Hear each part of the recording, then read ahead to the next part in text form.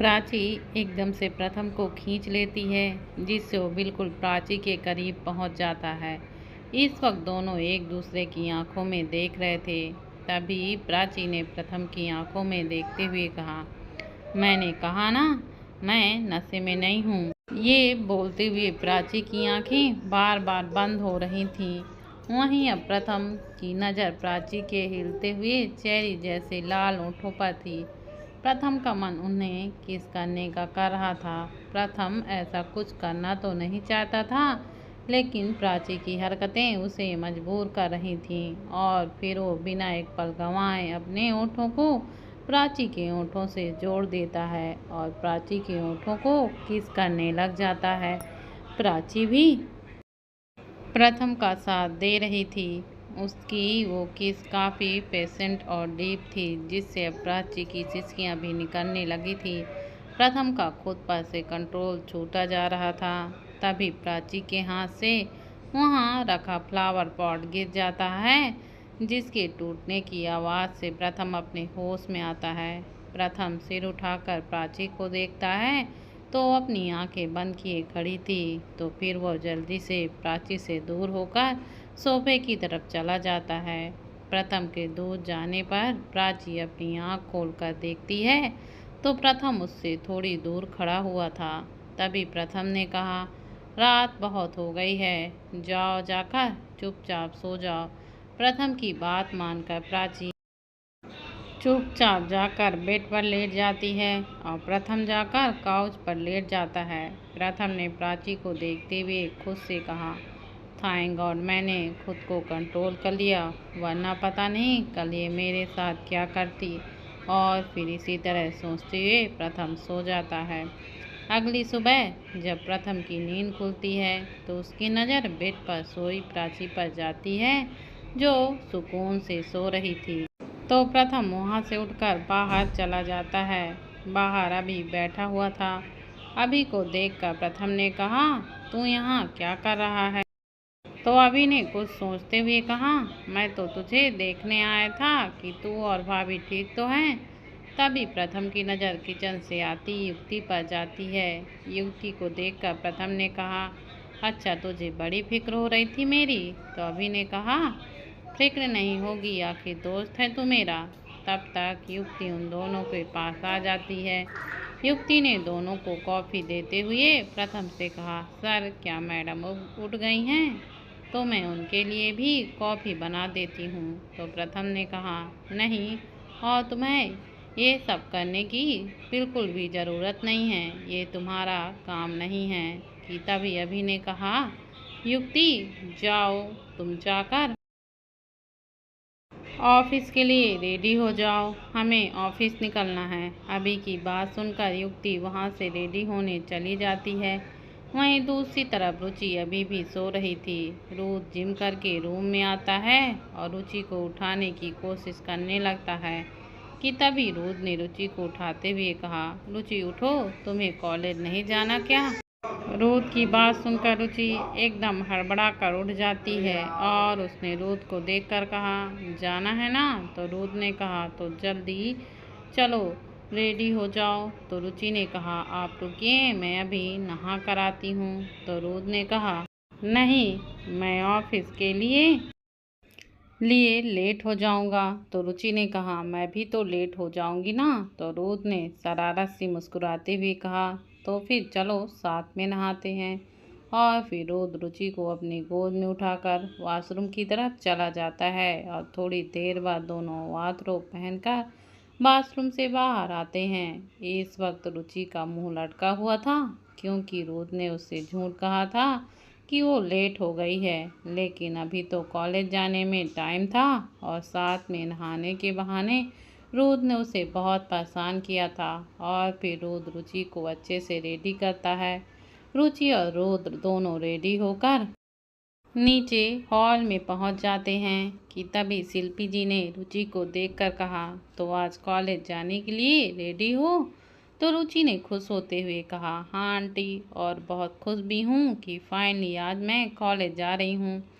तभी आदि ने रुचि से कहा, वैसे भाभी आप कॉलेज जा किसके साथ रही हो? इससे पहले रुचि कोई जवाब देती, रुद्र ने कहा, वो कॉलेज मेरे साथ जाएगी। रुद्र की बात सुनकर रुचि ने कहा, मैं आपके साथ कॉलेज कैसे जा सकती हूँ?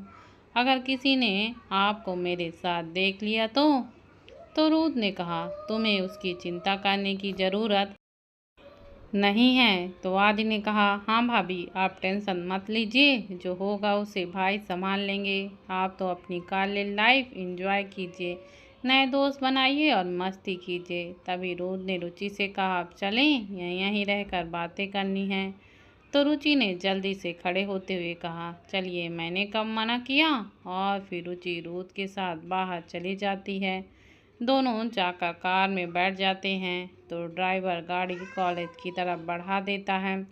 तभी रुद्र रुचि को खींचकर अपनी गोद में बैठा लेता है। जब ड्राइवर की नज़र उन दोनों पर जाती है तो जल्दी से पार्टीशन का बटन प्रेस कर देता है। तभी रुद्र ने रुचि के बालों को उनके कान के पीछे करते हुए कहा, मेरी बात ध्यान से सुनो, कॉलेज में किसी से भी डरने की ज़रूरत नहीं है। अगर कोई तुम्हें परेशान करता है तो उसे उसकी ही लैंग्वेज में जवाब देना, और हाँ, अच्छे दोस्त बनाना और लड़कों से दूर रहना, समझी? रुद्र की बात सुनकर रुचि किसी बच्चे की तरह हाँ में अपना सिर हिला देती है। तभी रुचि ने कहा, वैसे प्राची भी तो आएगी ना कॉलेज? तो रुद्र ने कहा, आज वो नहीं आएगी, वो कल आएगी, तो आज तुम अपना ख्याल रखना। और फिर कुछ ही देर में रुद्र की गाड़ी रुचि के कॉलेज के बाहर रुकती है। तभी रुद्र ने रुचि के होठों पर किस करते हुए कहा, अब जाओ, और हाँ, मैं तुम्हें लेने आऊँगा।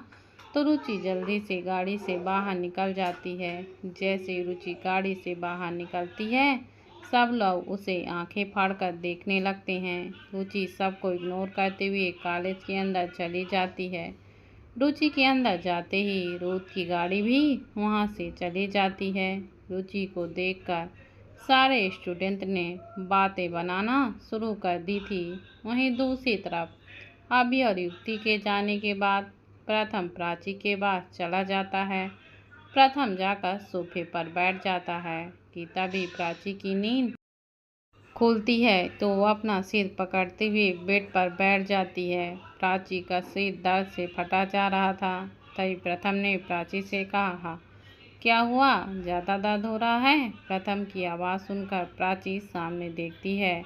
प्रथम को देखकर उसकी आंखें हैरानी से बड़ी हो जाती हैं। फिर उसने प्रथम को देखकर कहा, तुम यहाँ क्या कर रहे हो?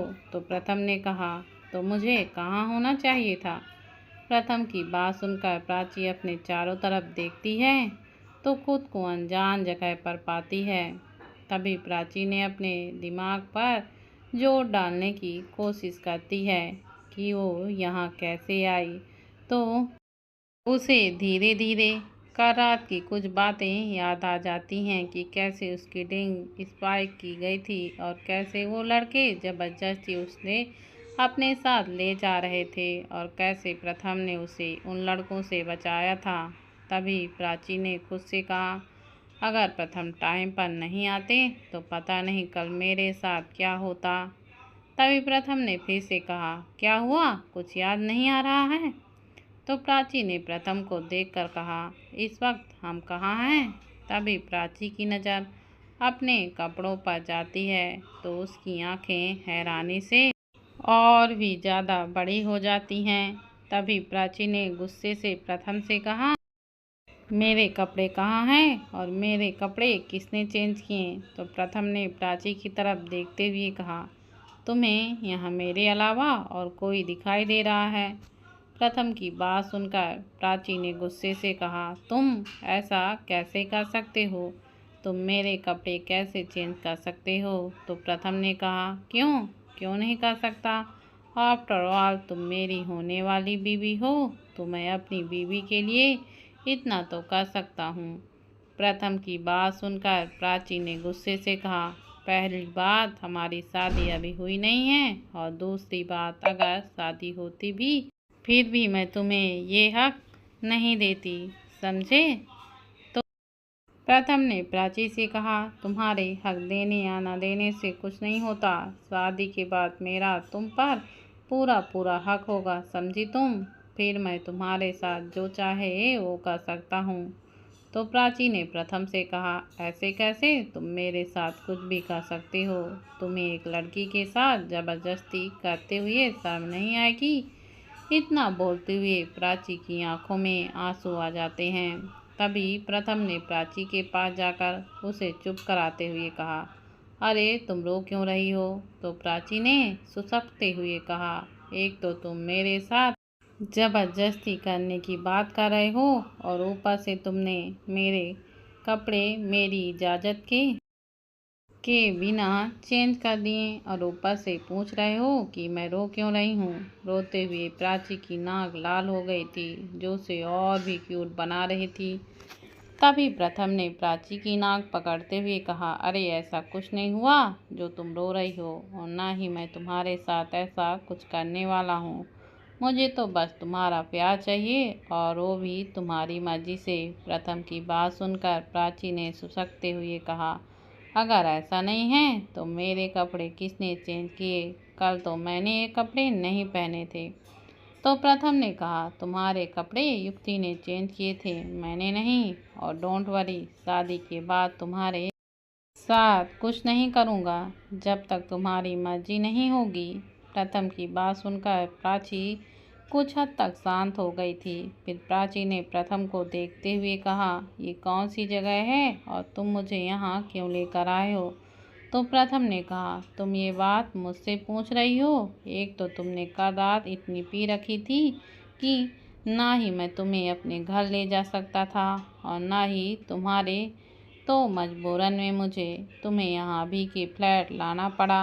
अब तुम उठ गई हो तो जाओ जाकर चेंज कर लो, फिर मैं तुम्हें तुम्हारे घर ड्रॉप कर दूँगा। इतना बोलकर प्रथम वहाँ से बाहर चला जाता है और प्राची वहाँ से वॉशरूम में चली जाती है। वहीं आज कॉलेज में रुचि को सब घूर रहे थे। वहीं ये बात रीति को पता चलती है कि आज रुचि कॉलेज आई है। रीति रुचि के पास पहुँच जाती है। रुचि इस वक्त गार्डन पर बैठकर कुछ बुक्स पढ़ रही थी। वहीं रीति एक बार के लिए रुचि को देखकर जल जाती है, क्योंकि रुचि अब काफ़ी हद तक चेंज हो गई थी। रुचि की पर्सनालिटी और उसके ब्रांडेड कपड़े देखकर वो पूरी तरह से जल भुन गई थी। तभी रीति ने रुचि को देखकर कहा, देखे तो आज मेरी बहन कॉलेज आई है। रीति की आवाज़ सुनकर रुचि अपना सिर उठाकर देखती है तो रीति अपनी कुछ फ्रेंड के साथ वहाँ पर खड़ी हुई थी। रुचि रीति को देखकर पूरी तरह से इग्नोर कर देती है, क्योंकि वो रीति से कोई बहस नहीं करना चाहती थी। वहीं रीति को रुचि का इस तरह इग्नोर करना अच्छा नहीं लगता। तो रीति ने गुस्से से दांत पीसते हुए कहा, अब तुम्हारी हिम्मत इतनी बढ़ गई है कि तुम मुझे इग्नोर भी करने लग गई। लगता है तुम भूल गई कि मुझे इग्नोर करने पर तुम्हें कितनी बड़ी सज़ा मिल सकती है। रुचि जो अभी अपनी बुक को पढ़ रही थी, रीति की बात सुनकर रुचि ने मुस्कुराते हुए कहा, मैं तुम्हें इग्नोर नहीं कर रही, बस अपनी बुक्स पढ़ रही थी। रुचि की बात सुनकर रीति ने रुचि के हाथ से बुक लेते हुए कहा, अब तुम्हें इसे पढ़ने की ज़रूरत नहीं है, जाओ जाकर मेरे लिए जूस लेकर आओ। तो रुचि ने दोबारा रीति के हाथ से बुक लेते हुए कहा, सॉरी मैं जूस नहीं ला सकती, तुम किसी और से बोल दो, तुम अपने बॉयफ्रेंड से बोल दो। इतना बोलकर रुचि वहाँ से जाने लगती है। तो रीति ने गुस्से में रुचि का हाथ पकड़ लेती है और फिर रीति ने रुचि के ऊपर हाथ उठाते हुए कहा, तेरी इतनी हिम्मत कि तू मुझे इग्नोर करके इस तरह से यहाँ से चली जाएगी। रीति रुचि को थप्पड़ मारने के लिए हाथ उठाती है। इससे पहले वो थप्पड़ रुचि को पड़ता, रीति का हाथ हवा में ही रुक जाता है, क्योंकि रुचि ने उसका हाथ पकड़ लिया था और रुचि उसी तरह रीति का हाथ मोड़कर उसकी पीठ पर लगा देती है। फिर रुचि ने उसी तरह रीत की हाथ को पकड़ते हुए कहा, आज गलती कर दी है, लेकिन आगे से ऐसी गलती मत करना। वरना तुम्हारा हाथ तोड़ने में मुझे वक्त नहीं लगेगा। इतना बोलकर रुचि रीति का हाथ झटक देती है और फिर वहाँ से चली जाती है। रुचि का इस तरह का एटीट्यूड देखकर रीति और भी ज़्यादा गुस्से में भर जाती है कि तभी वहाँ एक लड़का आता है। उसने रीति को इतने गुस्से में देखते हुए कहा, क्या हुआ बेबी, तुम इतने गुस्से में क्यों हो? तो रीति ने गुस्से में कहा, उस रुचि की वजह से बहुत पर निकल आए हैं उसके, जो मुझे जुबान लड़ाने लगी है। रीति की बात सुनकर उस लड़के ने बेशर्मी से मुस्कुराते हुए कहा, क्या रुचि सच में वापस आ गई है? उस लड़के की बात सुनकर रीति ने कहा, हाँ, और अब तुम उसके पीछे मत जाना। तो उस लड़के ने कहा, मैं तुम्हारे अलावा किसी के पीछे नहीं जाता बेबी, बल्कि लोग मेरे पीछे आते हैं। तो रीति ने कहा, मैं तुम्हें अच्छे से जानती हूँ विकास कि तुम क्या हो, तो अपना ये नाटक बंद करो। तो विकास ने कहा, अरे मेरी जान, जब तुम मुझे जानती हो तो फिर मुझे मना क्यों कर रही हो? और तुम्हें भी तो पता है मैं किसी के पास जाऊं लेकिन लौट कर तो तुम्हारे पास ही आता हूँ। इतना बोलकर विकास वहाँ से रुचि के पीछे चला जाता है। उसने रुचि को हर जगह देख लिया था लेकिन वो उसे कहीं नहीं दिखाई दे रही थी। अब कॉलेज टाइम भी ख़त्म हो गया था। तभी विकास को रुचि कॉलेज से बाहर जाती हुई दिखाई देती है, जिसे देखकर उसके फेस पर डेविल से स्माइल आ जाती है और वो वहाँ से उसके पीछे चला जाता है। वहीं रुचि जब कॉलेज के बाहर पहुँचती है तो देखती है वहाँ रूथ की गाड़ी पहले से ही खड़ी थी।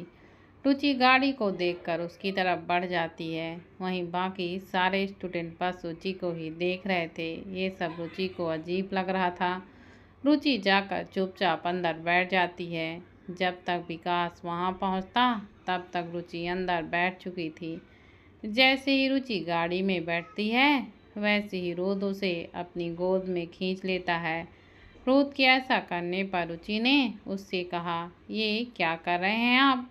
तो रोद ने उसी तरह रुचि को देखते हुए कहा, अपनी बीवी को देख रहा हूँ। आज पूरा दिन हो गया है। वैसे आज का दिन कैसा गया? तो रुचि ने कहा, कुछ अच्छा नहीं गया। ना ही प्राची कॉलेज आई और ना ही मेरी दूसरी फ्रेंड, और ऊपर से वो रीति मुझे परेशान करने के लिए टपक पड़ती थी। तो रोद ने कहा, उसने तुम्हें परेशान तो नहीं किया ना?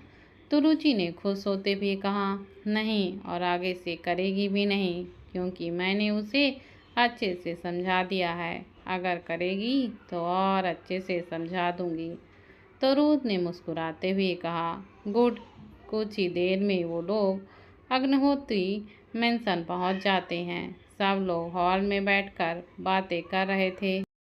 रुचि और रूथ को देखकर शिल्पी जी ने कहा, तुम दोनों जाओ, फ्रेश होकर आ जाओ, फिर तुमसे कुछ बातें करनी हैं। शिल्पी जी की बात सुनकर दोनों रूम में चले जाते हैं। कुछ ही देर में वो लोग रेडी होकर नीचे आ जाते हैं और जाकर सबके साथ बैठ जाते हैं कि तभी शिल्पी जी ने कहा, रुथ, मंडे से प्रथम की शादी के फंक्शन स्टार्ट हो जाएंगे, तो तुम्हें सारे अरेंजमेंट देखने हैं। ये जिम्मेदारी मैं तुम्हें दे रही हूँ, क्योंकि अगर इन बेवकूफ़ों को दी तो कुछ न कुछ ज़रूर गड़बड़ करेंगे। शिल्पी जी की बात सुनकर रुथ ने कहा, डोंट वरी आंटी, मैं हैंडल कर लूँगा।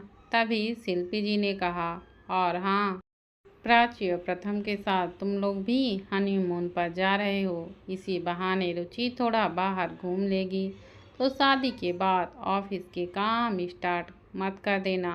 शिल्पी जी की बात सुनकर रुचि ने खुश होते हुए कहा, सच्ची, हम घूमने जाएंगे, हमारे साथ आप भी चलोगे आंटी?